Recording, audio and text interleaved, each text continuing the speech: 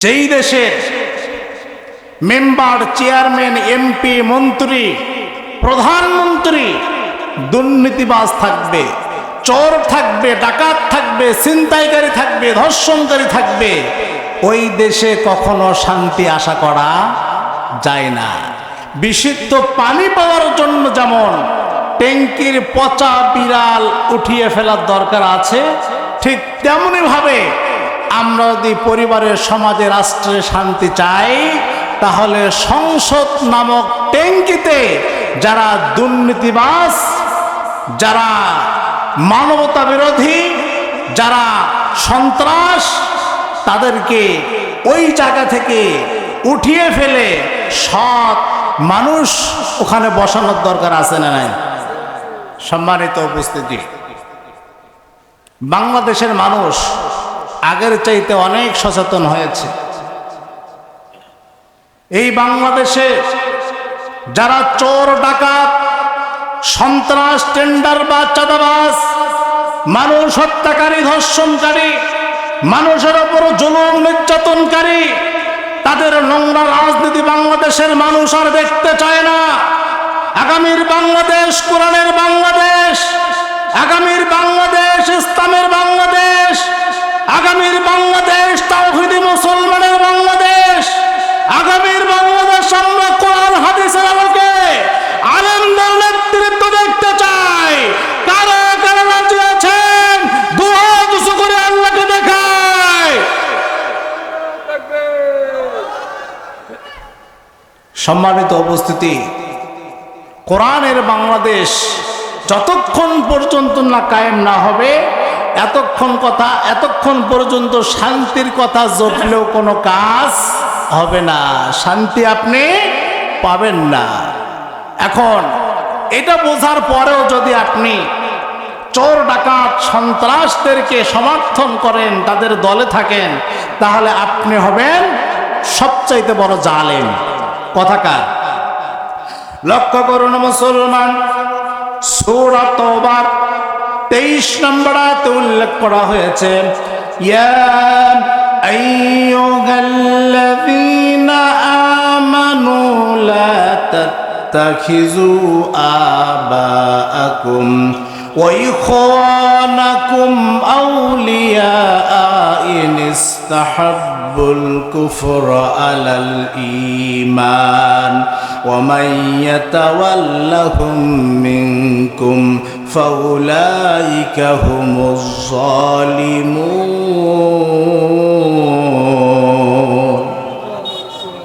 আল্লাহু আকবার বললে খুব কষ্ট হয়। আমরা যখন ফুটবল খেলা অথবা ক্রিকেট খেলা দেখি, এই সময় যার পক্ষ থেকে গোল হয় আমরা তো খুব জোরে সরে বলি গোল অথবা 6, ঠিক কিনা?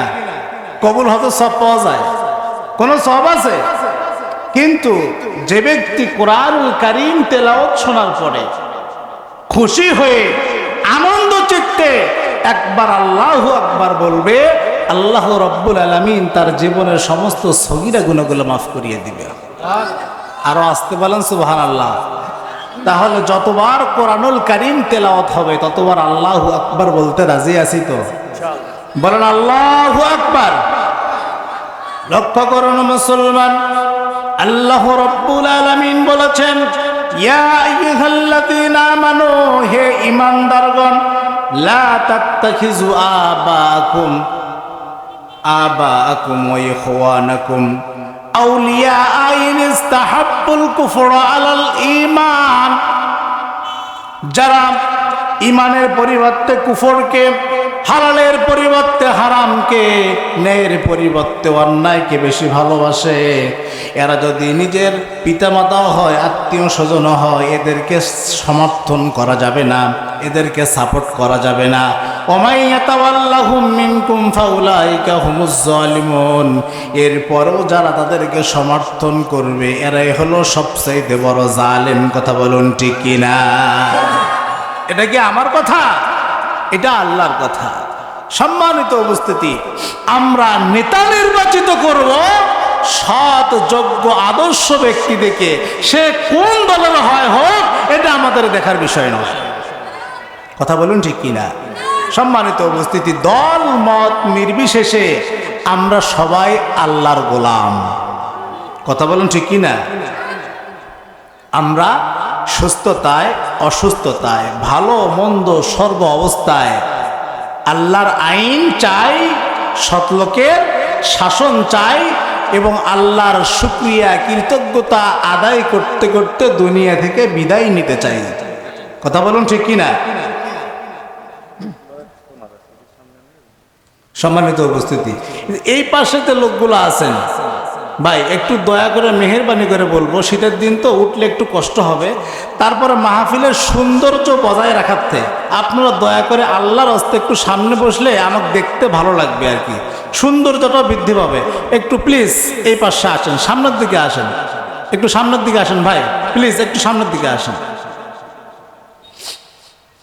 সম্মানিত উপস্থিতি, আমরা সর্ব অবস্থায় শুকরিয়া আদায় করব কার? আপনি যদি দুনিয়ার কোনো ব্যক্তির কোনো ডাক্তারের প্রশংসা করেন তাহলে ওই ডাক্তারের রোগী বাড়বে, আপনার কোনো উপকার হবে না। আপনি যদি কোনো নেতার প্রশংসা করেন ওই নেতার কর্মী বাড়বে, আপনার কোনো উপকার হবে না। আপনি যদি কোনো পীরের প্রশংসা করেন তাহলে ওই পীরের মুরিদ বাড়বে, আপনার কোনো উপকার হবে না। কিন্তু আপনি যদি আল্লাহর প্রশংসা করেন তাহলে আপনার উপকার আছে না নাই?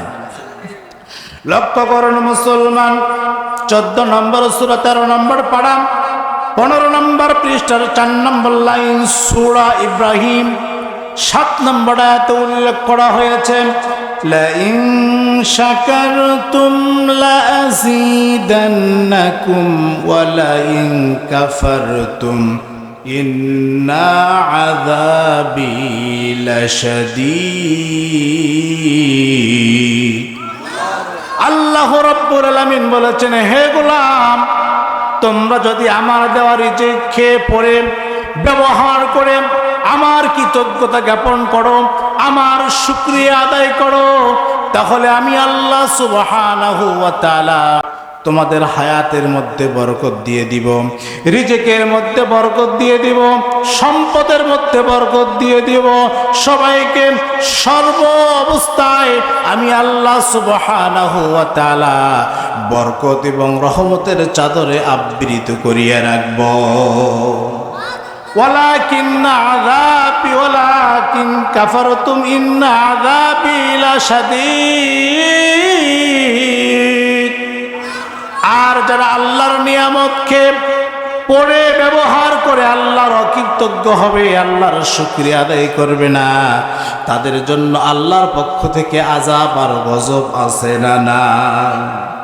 সম্মানিত উপস্থিতি, আজকে আমাদের সমাজে অসংখ্য মানুষ আছে যারা অফিসে কাজ করতে গিয়ে, ক্ষেত খামারে কাজ করতে গিয়ে, ব্যবসা করতে গিয়ে দুনিয়ার জীবনের ব্যস্ততার কারণে সালাত আদায় করতে পারে না, আল্লাহর ইবাদত আদায় করে না, এমনকি খাওয়া দাওয়ার পরে আলহামদুলিল্লাহ বলে আল্লাহর শুকরিয়া আদায় করবে, এটাও তারা করে না, আছে না নাই?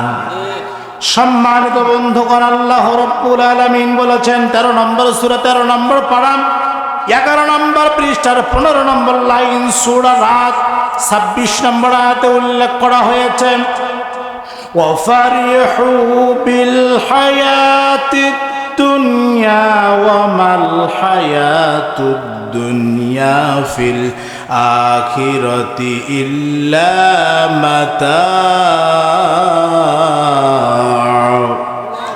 আল্লাহ রাব্বুল আলামিন বলেছেন, ও আমার বান্দারা, দুনিয়ার সাময়িক জীবনের সুখ শান্তি ভোগ বিলাস নিয়ে তোমরা যে ব্যস্ত হয়ে পড়েছ, অথচ আমি আল্লাহ সুবহানাহু ওয়া তাআলা কিয়ামতের দিন অনন্তকালের জন্য যে নিয়ামত ভরা জান্নাত তোমাদের জন্য রেডি করে রেখেছি, যেই জান্নাতের তুলনায় দুনিয়ার সুখ শান্তি ভোগ বিলাস একেবারেই তুচ্ছ, একেবারেই নগণ্য।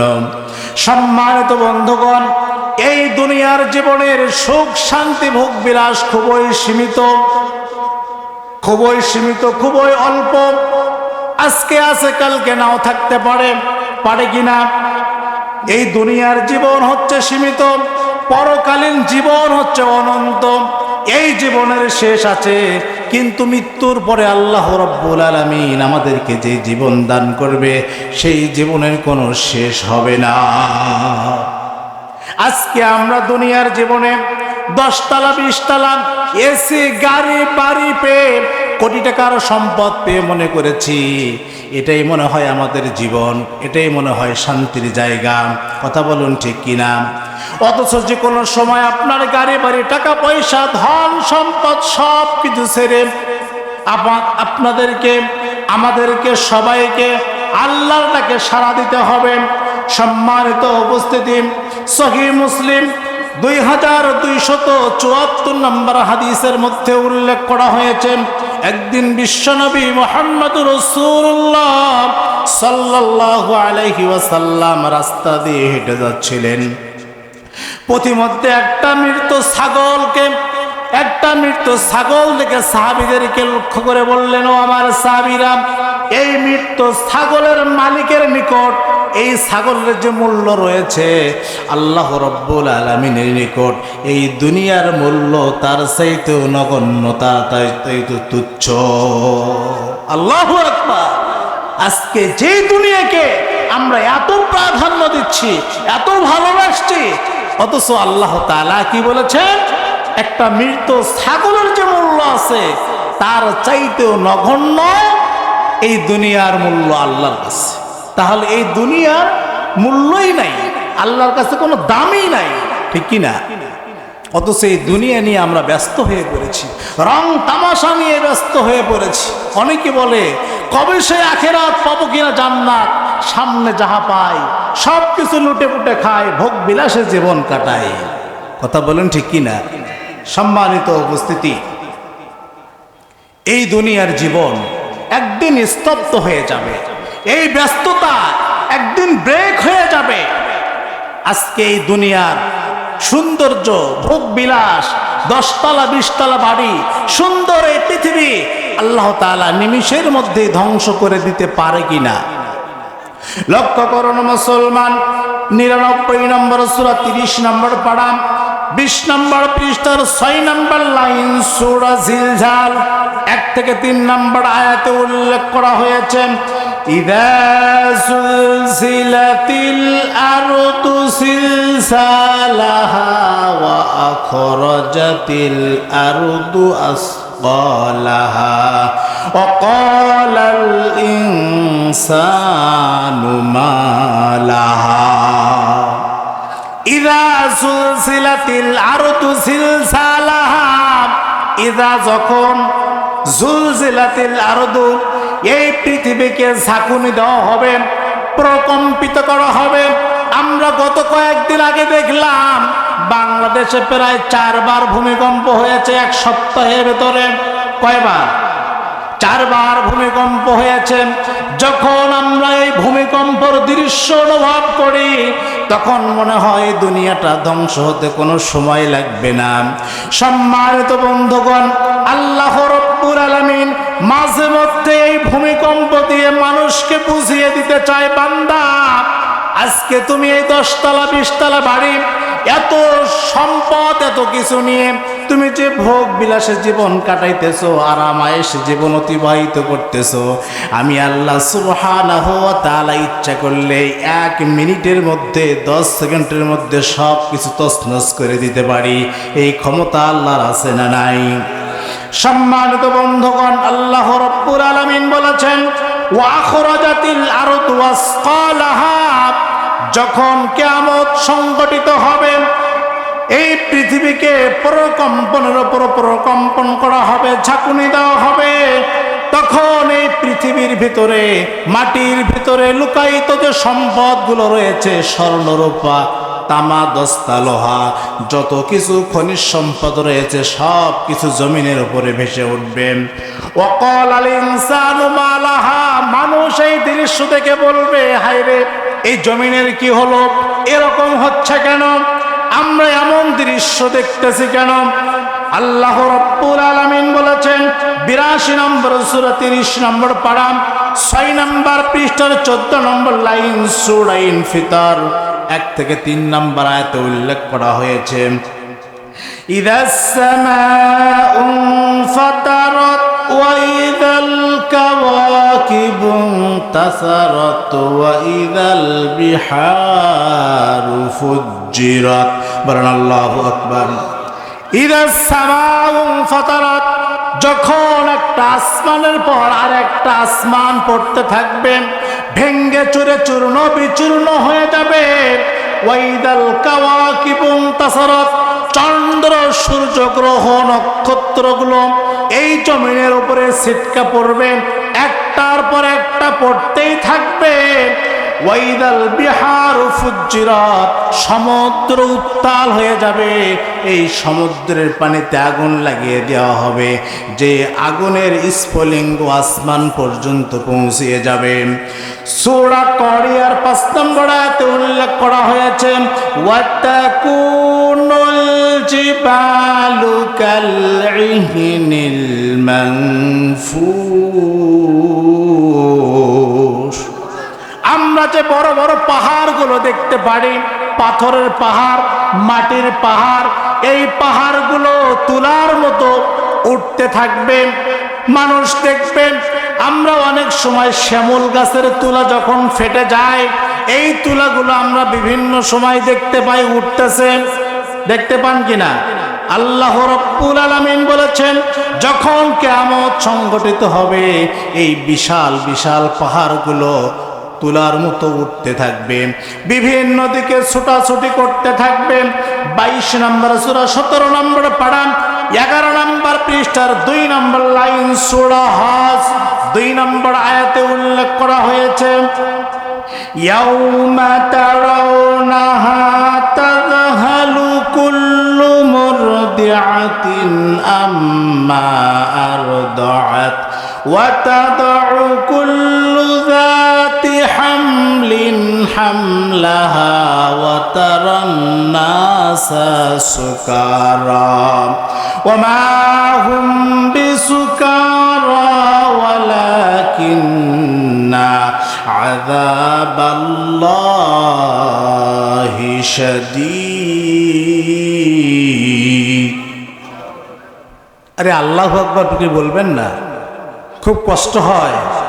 বিজ্ঞানীরা গবেষণা করে বলেছে যে যে ব্যক্তি আল্লাহু আকবার একবার জোরে বলবে, 5 মিনিটের জন্য এই হার্টের যে ব্যারামটা আছে, আল্লাহ রাব্বুল আলামিন এই হার্টকে সুস্থ করিয়ে দিবে। মানুষ কতটা পাগল, কতটা অজ্ঞ, কতটা মূর্খ যে আল্লাহু আকবার, যে আল্লাহর রহমত ছাড়া আমরা 1 সেকেন্ড বাঁচতে পারবো না, সে আল্লাহু আকবার বলতে আমাদের এত কৃপণতা কেন? বলেন আল্লাহু আকবার। লক্ষ্য করুন মুসলমান, ইয়াউমা তারাউনাহা, আল্লাহ রাব্বুল আলামিন বলেছেন, ইয়াউমা তারাউনাহা তাযহালু কুল্লু মুরদিআতিন আম্মা আরদাআত, যেদিন কিয়ামত সংঘটিত হবে, পাহাড়গুলো উঠতে থাকবে, সমুদ্রের পানিতে আগুন লাগিয়ে দেওয়া হবে, আসমান একটার পর একটা পরে চূর্ণ বিচূর্ণ হয়ে যাবে। ওয়াতাদউ কুল্লু যাতি হামলিন হামলাহা, আল্লাহ রাব্বুল আলামিন বলেছেন, স্তন্যদায়ী মা তার সন্তানকে দেখে পালিয়ে যাবেন। ওয়াতাদউ কুল্লু যাতি হামলিন হামলাহা, গর্ভধারিণী মা এমন ভয়ঙ্কর দৃশ্য দেখে তারা গর্ভপাত করে ফেলবে। ওয়াতারান নাসা সুকারা, মানুষ যেন মত্ত মাতালের ন্যায় বিভিন্ন দিকে ছুটাছুটি করতে থাকবে, পাগল হয়ে যাবে। ওমা হুম বিসুকারা, অথচ তারা নেশা করবে না। এমন ভয়াবহ দৃশ্য দেখে তারা পাগলের মতো দৌড়াতে থাকবে। ওয়ালাকিন্না আযাবাল্লাহি শাদীদ, যখন জাহান্নামের এমন ভয়াবহ দৃশ্য বিভিন্ন ধরনের আযাবগুলো মানুষ প্রত্যক্ষ করবে, তখন তারা যেন সন্তানের খোঁজ খবর রাখবে না, পিতা মাতার খোঁজ খবর রাখবে না, স্ত্রীর খোঁজ খবর রাখবে না, সবাই পাগলের মতো হয়ে যাবে, সবাই দিক বিদিক ছোটাছুটি করতে থাকবে। 39 নম্বর সূরা 24 নম্বর পারা 5 নম্বর পৃষ্ঠার 1 নম্বর লাইন সূরা জুমার 68 নম্বর আয়াতে উল্লেখ করা হয়েছে, وَنُفِخَ فِي الصُّورِ فَصَعِقَ مَن فِي السَّمَاوَاتِ وَمَن فِي الْأَرْضِ إِلَّا مَن شَاءَ اللَّهُ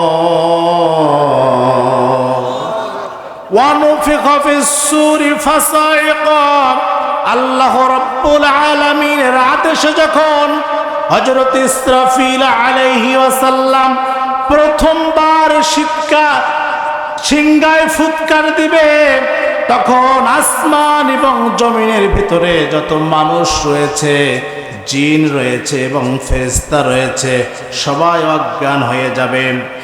এরপর যখন দ্বিতীয়বার সিংহায় ফুৎকার দেওয়া হবে, তখন আসমান এবং জমিনের ভিতরে যেই সমস্ত মানুষগুলো, জিন এবং ইনসানগুলো অজ্ঞান হয়ে পড়ে রয়েছে, সবাই আল্লাহর হুকুমে মৃত্যুবরণ করবে।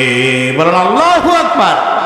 তাফসীরের মধ্যে মুফাসসিরে কিরাম লিখেছেন, এবার আল্লাহ রাব্বুল আলামিন ডাক দিয়ে বলবেন, মালাকুল মউতকে ডাক দিয়ে বলবে, হে মালাকুল মউত, আসমান এবং জমিনের মধ্যে আর কে অবশিষ্ট রয়েছে? তখন মালাকুল মউত ডাক দিয়ে বলবে, রব্বুল আলামিন, আমরা 4 জন ফেরেশতা অবশিষ্ট রয়েছি, জিব্রাইল, মিকাইল, ইসরাফিল আর মালাকুল মউত। এবার আল্লাহ রব্বুল আলামিন মালাকুল মউতকে ডাক দিয়ে বলবে, জিব্রাইল, মিকাইল, ইসরাফিল, এই 3 জনের জানকে কবজ করো। সঙ্গে সঙ্গে মালাকুল মউত এই 3 জনের জানকে কবজ করে ফেলবে। এবার আল্লাহ রাব্বুল আলামিন মালাকুল মউতকে ডাক দিয়ে বলবে, হে মালাকুল মউত, আসমান এবং জমিনের মধ্যে আর কি অবশিষ্ট রয়েছে? মালাকুল মউত ডাক দিয়ে বলবে, রব্বুল আলামিন, আপনি আর আমি ছাড়া আসমান এবং জমিনের মধ্যে কেউ জীবিত নেই। তখন আল্লাহ সুবহানাহু ওয়া তাআলা বলবেন, মুতু, হে মালাকুল মউত, তুমি মৃত্যুবরণ করো। এই কথা বলার সঙ্গে সঙ্গে মালাকুল মউত মৃত্যুবরণ করবে। আল্লাহু আকবার। এবার আল্লাহ রাব্বুল আলামিন ডাক দিয়ে বলবে, আসমান এবং জমিনের ভিতরে কেউ নাই। আল্লাহ সুবহানাহু ওয়া তাআলা বলবেন, কোথায় দুনিয়ার রাজা বাদশা, কোথায় এমপি মন্ত্রী, কোথায় নেতা নেত্রী, আজকে তোমরা কোথায়? কিয়ামতের দিন কোন নেতা নেত্রী কি আল্লাহর সামনে দাঁড়াতে পারবে? বলেন পারবে? পারবে না। আজকে দুনিয়ার যত ক্ষমতা মনে হয় যে তাদের কাছে সবচাইতে বড় পাওয়ারফুল ম্যাগনেট নিয়ে বসে আছে। তাদের কথাবার্তা শুনে মনে হয় সর্বভৌমত্ব ক্ষমতার মালিক আল্লাহ নয়, বরং ওরাই। কথা বলুন ঠিক কিনা? ওদের কাছে ইসলাম ভালো লাগে না, ওদের কাছে শরিয়া আইন ভালো লাগে না। কথা বলুন ঠিক কিনা? ওরা বলে আল্লাহর আইনে বিশ্বাস করে না। সম্মানিত উপস্থিতি, বাংলাদেশে কিছু নেতা নেত্রী বক্তব্য আমরা এমন ভাবে শুনতে পাই, খুবই দুঃখজনক। তারা অনেক সময় ইসলামের বিরুদ্ধে বক্তব্য দেয়, কোরআনের বিরুদ্ধে বক্তব্য দেয়, আছে না নাই? আমি স্পষ্ট ভাষায় বলতে চাই, মুসলমান, বাংলার জমিনে যত হাফেজে কোরআন রয়েছে, বিশ্বের কোন দেশে এত হাফেজে কোরআন নেই। বাংলার জমিনে যত মসজিদ মাদ্রাসা রয়েছে, বিশ্বের কোন দেশে এত মসজিদ মাদ্রাসা নেই। বাংলার জমিনে যত আলেম ওলামা রয়েছে, বিশ্বের কোন দেশে এত আলেম ওলামা নেই। যেই বাংলার জমিনে সূর্য উদিত হয় নারায়ে তাকবীর আল্লাহু আকবার স্লোগানে, যেই বাংলার জমিনে সূর্য অস্ত যায় নারায়ে তাকবীর আল্লাহু আকবার স্লোগানে, সেই বাংলার জমিনে যারা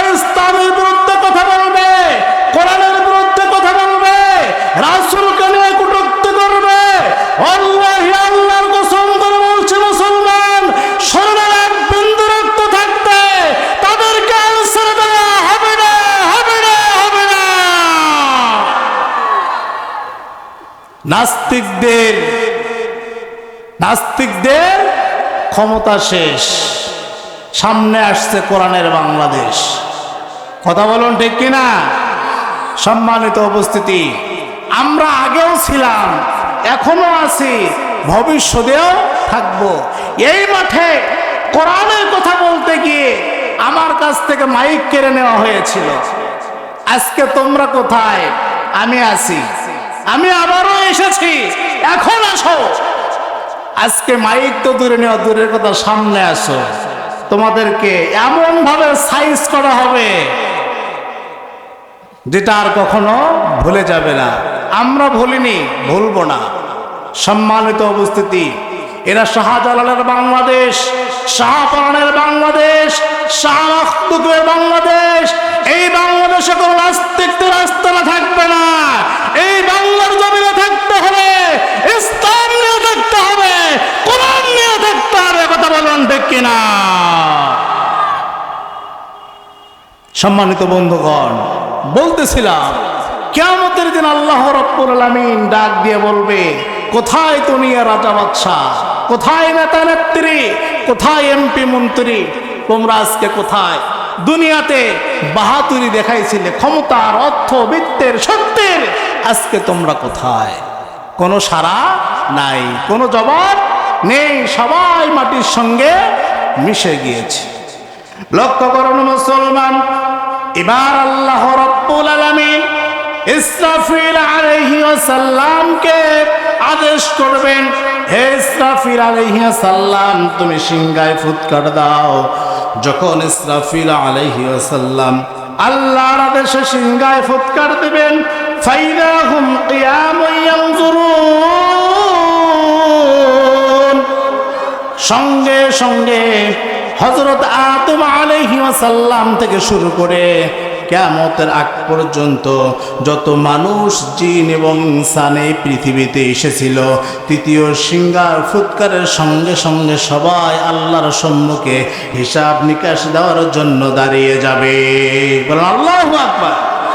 সম্মানিত উপস্থিতি, 80 নম্বর সূরা 30 নম্বর পারা, 5 নম্বর পৃষ্ঠার 6 নম্বর লাইন সূরা আবাসা 34 থেকে 37 নম্বর আয়াতে উল্লেখ করা হয়েছে, ইয়াউমা ইয়াফিরুল মারউ মিন আখিহি ওয়া উম্মিহি ওয়া আবিহি ওয়া সাহিবাতিহি ওয়া বানিহি লিকুল্লি ইমরিইম মিনহুম ইয়াউমা ইযিন শাআনুন ইউগনিহি।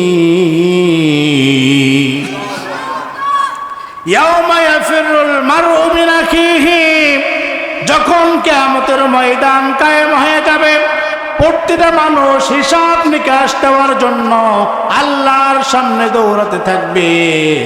তখন ভাই তার ভাইয়ের খোঁজ খবর রাখবে না, ভাই তার ভাইয়ের পরিচয় দেবে না, বোন তার বোনের পরিচয় দেবে না, ওয়া উম্মিহি ওয়া আবিহি ওয়া সাহিবাতিহি ওয়া বানিহি, সন্তান পিতার পরিচয় দিবে না, পিতা তার সন্তানের পরিচয় দেবে না।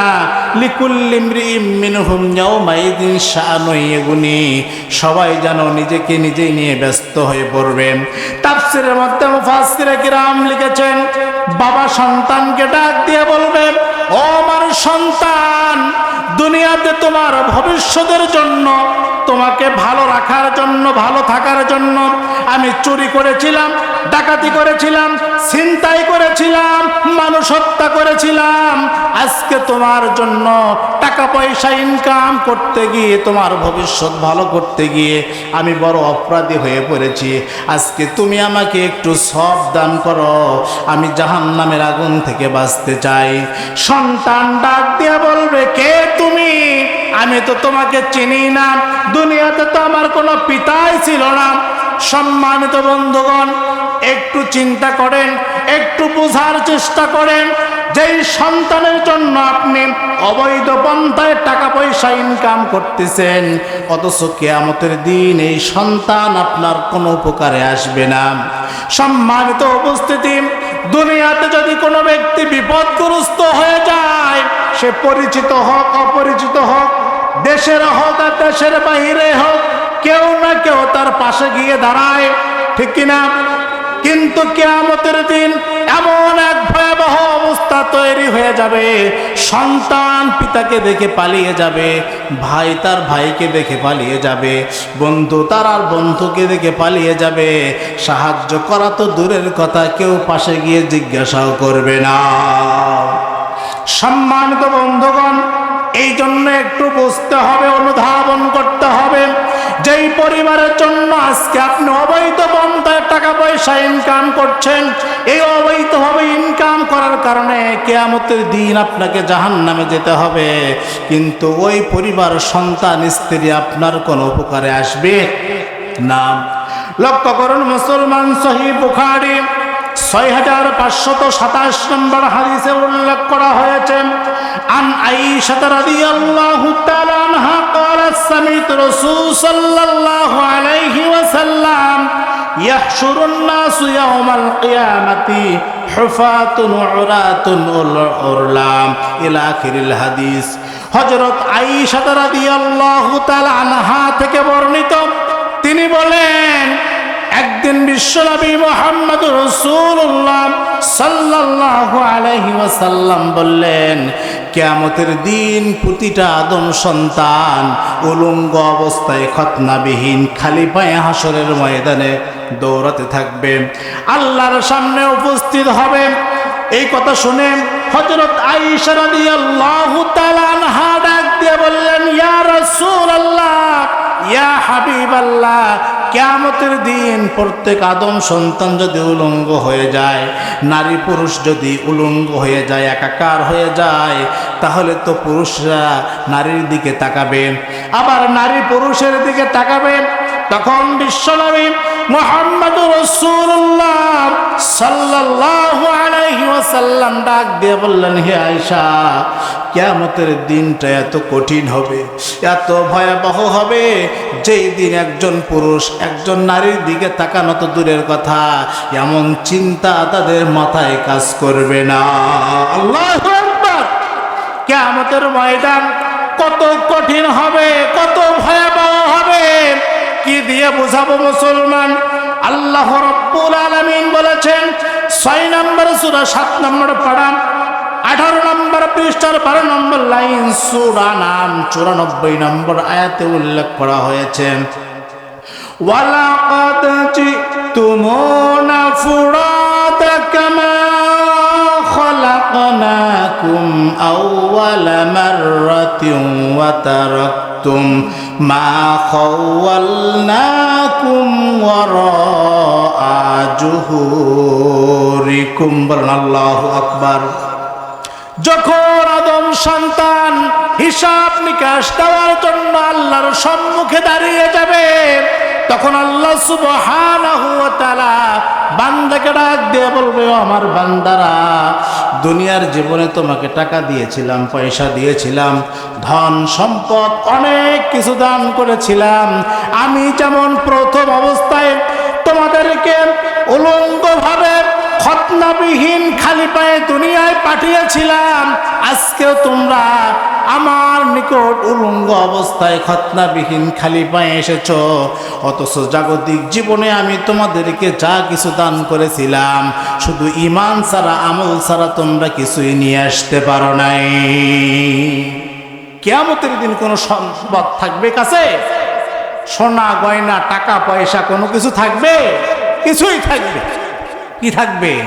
শুধু ভালো আমল। আপনি যদি ভালো আমল করতে পারেন, এটা আপনার উপকারে লাগবে। সম্মানিত উপস্থিতি, আজকে আমরা অধিকাংশ মানুষ মন চাইলেই ভালো কাজ করি, মন চাইলেই খারাপ কাজ করি। তবে অধিকাংশ মানুষ আল্লাহকে ভয় করে খারাপ কাজ থেকে বিরত থাকে না। মানুষকে ভয় করে কিছু সময় খারাপ কাজ থেকে বিরত থাকে। কথা বলুন ঠিক কিনা? যদি আল্লাহকে মানুষ সবসময় ভয় করত, তাহলে তো আর খারাপ কাজে যেতই না, ঠিক কিনা? প্রতিটা মানুষের আমলনামা সিসি ক্যামেরা গলার মধ্যে ঝোলানোর অবস্থায় রয়েছে, অদৃশ্যভাবে, যেটা আমরা দেখতে পাচ্ছি না। লক্ষ্য করুন মুসলমান, 17 নম্বর সূরা 15 নম্বর পড়া, 2 নম্বর পৃষ্ঠার 8 নম্বর লাইন সূরা বানী ইসরাইল 13 থেকে 14 নম্বর আয়াতে উল্লেখ করা হয়েছে, ওয়া কুল্লু ইনসানিন আলজামনাহু তাইরাহু ফি উনুকিহি ওয়া নুখরিজু লাহু ইয়াওমাল কিয়ামাতি কিতাবান ইয়ালকাহু মানশুরা। ওয়া কুল্লু ইনসানিন আলজামনাহু তাইরাহু, আল্লাহ রাব্বুল আলামিন বলেছেন, ও আমার বান্দারা তোমরা শুনে রাখো, তোমরা জেনে রাখো, আমি প্রত্যেক আদম সন্তানের গলার ভিতরে, এই গলার মধ্যে সিসি ক্যামেরা লেগে দিয়েছি। তারা সব সময় এই সিসি ক্যামেরাতে ভিডিও করা হচ্ছে। রাতের অন্ধকারে দিনের আলোতে বান্দা যা কিছু করছে সব কিছু যিনি রেকর্ড করছেন বলুন তো তিনি কে? ওয়া নুখরিজু লাহু ইয়াওমাল কিয়ামাতি, কিয়ামতের দিন আল্লাহ রাব্বুল আলামিন কিতাবান ইয়ালকাহু মানশুরা, কিতাব আকারে, বই আকারে মানুষের আমলনামা হাতে দিবে। মানুষ জন্ম থেকে মৃত্যু পর্যন্ত দিনের আলোতে রাতের অন্ধকারে যা কিছু করছে সব কিছু লিপিবদ্ধ করে কিয়ামতের দিন বান্দাকে এমন একটি কিতাব ধরিয়ে দিয়ে বলবে, ইকরা পড়ো, ইকরা পড়ো, কিতাবাকা কাফা বিনাফসিকা আল-ইয়াওমা আলাইকা হাসিবা। এটা তোমার আমলনামা। আজকে তোমার হিসাব দেওয়ার জন্য দুনিয়ার কোনো এমপির দরকার হবে না, কোনো মন্ত্রীর দরকার হবে না, কোনো প্রেসিডেন্টের দরকার হবে না। আজকে তোমার হিসাব দেওয়ার জন্য তুমি নিজেই যথেষ্ট হয়ে যাবে। কার কথা? কিয়ামতের দিন কি আপনার হিসাব আপনার পীর সাহেব দিবে? কোনো নেতা দিবে? কোনো এমপি দিবে? কোনো মন্ত্রী দিবে? কেউ দিবে না। তাহলে ন্যূনতম একটা কমন সেন্স থাকা দরকার। আপনি 100 টাকা 500 টাকা খেয়ে যেই নেতার আদেশে আপনি মানুষের উপর জুলুম করছেন, নির্যাতন করছেন, মানুষ হত্যা করছেন, কিয়ামতের দিন ওই নেতা আপনাকে রক্ষা করতে পারবে না, বরং এই হিসাব কিয়ামতের দিন আপনাকেই দিতে হবে। কথা বলুন ঠিক কিনা? সম্মানিত বন্ধুগণ, এবার যখন বান্দা আমলনামা হাতে নিয়ে পড়তে থাকবে তখন দেখতে পারবে সে জীবনে চুরি করেছে, ডাকাতি করেছে, ছিনতাই করেছে, মানুষ হত্যা করেছে, এমন বড় বড় অপরাধগুলো তার আমলনামায় লিপিবদ্ধ করে রাখা হয়েছে। এবার বান্দা ডাক দিয়ে বলবে, রব্বুল আলামিন, আমি তো জীবনে চুরি করি নাই, ডাকাতি করি নাই, ছিনতাই করি নাই, মানুষ হত্যা করি নাই, মানুষের উপর জুলুম নির্যাতন করি নাই। তোমার ফেরেশতারা মনে হয় এগুলো বানিয়ে বানিয়ে লিখেছে। সঙ্গে সঙ্গে আল্লাহ রাব্বুল আলামিন ডাক দিয়ে বলবেন, 4 নম্বর সূরা 5 নম্বর পারা 10 নম্বর পৃষ্ঠার 10 নম্বর লাইন সূরা নিসা 85 নম্বর আয়াতে উল্লেখ করা হয়েছে, মাইয়াশফা শাফাআতান হাসানাতান ইয়াকুল লাহু নাসিবুম মিনহা ওয়া মাইয়াশফা শাফাআতান সাইয়্যাতান ইয়াকুল লাহু কিফলুম মিনহা ওয়া কানা আল্লাহু আলা কুল্লি শাইইন মুকীতা। আল্লাহ রাব্বুল আলামিন ডাক দিয়ে বলবেন, বান্দা তুমি দুনিয়ার জীবনে যদি কাউকে ভালো কাজের জন্য উৎসাহিত করেছো, সাহায্য করেছো, সহযোগিতা করেছো, তার একটা ভালো সওয়াব তোমার আমলনামায় লিপিবদ্ধ করে রাখা হয়েছে। আর যাকে তুমি খারাপ কাজের জন্য সাহায্য করেছো, সহযোগিতা করেছো, উৎসাহিত করেছো, তার একটা আমলনামা তোমার, তার একটা পাপের অংশ তোমার আমলনামায় লিপিবদ্ধ করে রাখা হয়েছে। তুমি জীবনে চুরি করো নাই, ডাকাতি করো নাই, হত্যা করো নাই, মানুষের উপর জুলুম নির্যাতন করো নাই, কিন্তু তুমি ভোট দিয়ে, তুমি সমর্থন দিয়ে যে নেতা নির্বাচিত করেছিলে, তুমি ভোট দিয়ে যেই মেম্বার, চেয়ারম্যান, এমপি, মন্ত্রী নির্বাচিত করেছিলে, বিজয় করেছিলে, তারা ক্ষমতার আসনে গিয়ে বসে এই সমস্ত অন্যায়গুলো করেছে, যার কারণে তার একটা পাপের অংশ তোমার আমলনামায় লিপিবদ্ধ করে রাখা হয়েছে। এই কথাগুলো কি আমার? সম্মানিত বন্ধুগণ, আল্লাহ রাব্বুল আলামিন ডাক দিয়ে বলবেন, আমার বান্দা, তুমি যদি এই সমস্ত অন্যায়কারীকে সাপোর্ট না দিতে, সমর্থন না করতে, তাহলে তারা মেম্বার হতে পারত না, এমপি হতে পারত না, দেশের প্রেসিডেন্ট হতে পারত না। যদি তারা ওই ক্ষমতার আসনে গিয়ে না বসতো, তাহলে তারা এই সমস্ত অন্যায়গুলো করতেও পারত না। কথা বলুন ঠিক কিনা? তোমার সমর্থনে, তোমার ভোট দেওয়ার কারণে তারা যেহেতু এই আসনে পৌঁছিয়েছে, আর সেখান থেকে তারা অন্যায় কাজগুলো করেছে, সুতরাং তার একটা অংশ তোমার আমলনামায় লিপিবদ্ধ করে দেওয়া হয়েছে। তাহলে আপনি একজন হাজি মানুষ, আপনি একজন আলেম, আপনি যদি অন্যায়কারীকে সাপোর্ট দেন, তাহলে আপনার আমলনামায় চুরি, ডাকাতি, জিনা, ব্যভিচার, অবিচার, ধর্ষণ, এই সমস্ত পাপ লিপিবদ্ধ করা হবে। কথা বলুন ঠিক কিনা? কথা কার? সম্মানিত উপস্থিতি, যারা চোর, ডাকাত, সন্ত্রাস, টেন্ডারবাজ, চাঁদাবাজ, মানুষ হত্যাকারী, দুর্নীতিকারী, তাদের নোংরা রাজনীতি বাংলাদেশের মানুষ আর দেখতে চায় না। আগামীর বাংলাদেশ হবে কোরআনের বাংলাদেশ, আগামীর বাংলাদেশ হবে ইসলামের বাংলাদেশ, আগামীর বাংলাদেশ হবে তাওহীদে মুসলমানের বাংলাদেশ, আগামীর বাংলাদেশ আমরা আলেমদের নেতৃত্বে কোরআন সুন্নাহর আইন দেখতে চাই। কারা কারা রাজি আছেন? দুহাত উঁচু করে আল্লাহকে দেখায়। নারায়ে তাকবীর, আল্লাহু আকবার স্লোগান দেবেন না। সম্মানিত উপস্থিতি, এই মনে হয় 2020 সালের ওই দিকে আমি ঠাকুরগাঁও একটা মাহফিলে গিয়েছিলাম। তো ওখানে এক চেয়ারম্যান সাহেব আমার বাম পাশে বসা, যখন এক শ্রোতা নারায়ে তাকবীর স্লোগান দিয়েছে, সঙ্গে সঙ্গে ওই চেয়ারম্যান বলছে, এই বেটা বসো, জামাত ইসলাম করো, তোমার নামে মামলা দিব। 5ই আগস্টের পর, সরকার পতনের পরের দিনে আমি ওই এলাকায় এক ভাইকে ফোন দিলাম যে, ভাই ওই চেয়ারম্যান সাহেব কি এখনো বেঁচে আছে? তো উনি বলতেছে যে, হুজুর উনি বেঁচে আছে কিনা তা জানি না, তবে 5ই আগস্টের দিন বিকালবেলা থেকে ওনার আর কোনো খোঁজ নাই। আমরা রশি গাছের সাথে লটকায় রেখেছি, পাইলেই ঝুলাই দেব। সম্মানিত বন্ধুগণ, তে ওই সময় তো আর নাই, ওই সময় কি আর আছে? এখন আল্লাহু আকবার স্লোগান দিলে কি ভয় পাওয়া যায়? কোনো ভয় আছে?